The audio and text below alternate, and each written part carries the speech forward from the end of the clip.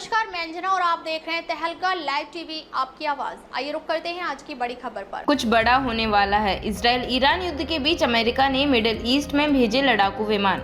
Israel Iran युद्ध के बीच America मध्य पूर्व में लड़ाकू विमान भेज रहा है।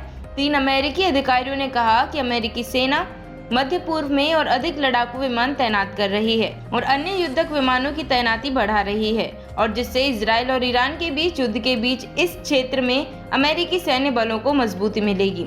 इजराइल और ईरान के बीच जारी संघर्ष और तेज होने की शंका है। कनाडा में G7 शिखर सम्मेलन को बीच में छोड़कर अचानक वॉशिंगटन लौटे अमेरिकी राष्ट्रपति डोनाल्ड ट्रंप ने कहा कि अमेरिका का धैर्य खत्म होता जा रहा है।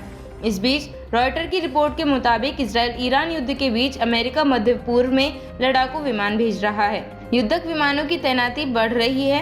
अमेरिकी सेना 3 अमेरिकी अधिकारियों ने कहा कि अमेरिकी सेना मध्य पूर्व में और अधिक लड़ाकू विमान तैनात कर रही है और अन्य युद्धक विमानों की तैनाती बढ़ा रही है, जिससे इजराइल और ईरान के बीच युद्ध के बीच इस क्षेत्र में अमेरिकी सैन्य बलों को मजबूती मिलेगी।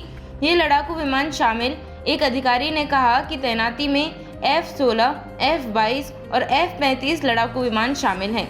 2 अधिकारियों ने लड़ाकू विमानों की तैनाती की रक्षात्मक प्रकृति पर जोर दिया, जिनका उपयोग ड्रोन और प्रोजेक्टाइल को मार गिराने के लिए किया गया है।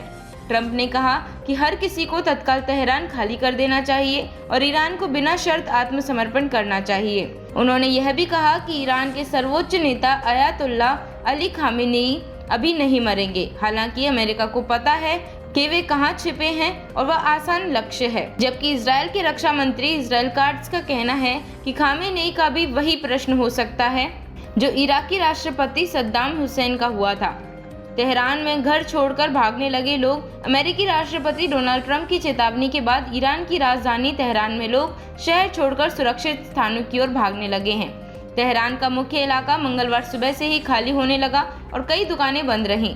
शहर का प्राचीन ग्रैंड बाजार भी बंद रहा। तेहरान से पश्चिमी की ओर जाने वाली सड़कों पर जाम की स्थिति देखी गई। कई लोग कैस्पियन सागर क्षेत्र की ओर जाते दिखाई दिए। तेहरान में पेट्रोल पंपों और गैस के लिए कतारें लगी देखी गई। खाने की चीजों की कमी हो रही है। डॉक्टरों एवं नर्सों की छुट्टियां रद्द कर दी गई हैं। एक नागरिक ने बताया कि ऐसा लग रहा है जैसे शहर में कोई नहीं रह रहा है। हालांकि ईरान सरकार के अधिकारी लगातार कह रहे हैं कि सब कुछ नियंत्रण में है और उन्होंने जनता के लिए कोई दिशा निर्देश जारी नहीं किए। ईरान ने डिजिटल प्रोडक्ट बैन किए। ईरान ने सरकारी अधिकारियों और उनके अंगरक्षकों को नेटवर्क से जुड़े सभी संचार उपकरणों का उपयोग करने से प्रतिबंधित कर दिया है। इनमें मोबाइल फोन, स्मार्ट घड़ियां और लैपटॉप शामिल हैं। यहाँ तक कि लोगों से व्हाट्सएप भी अपने फोनों से अनइंस्टॉल करने के लिए कहा गया है। ईरान को आशंका है कि इन्हें ट्रैक करके इजराइल हमले कर सकता है। तकलीफ बस इतना ही, फिर मिलते हैं एक ऐसे ही बड़ी खबर के साथ। तब तक के लिए नमस्कार और देखते रहिए तहलका लाइव टीवी, आपकी आवाज।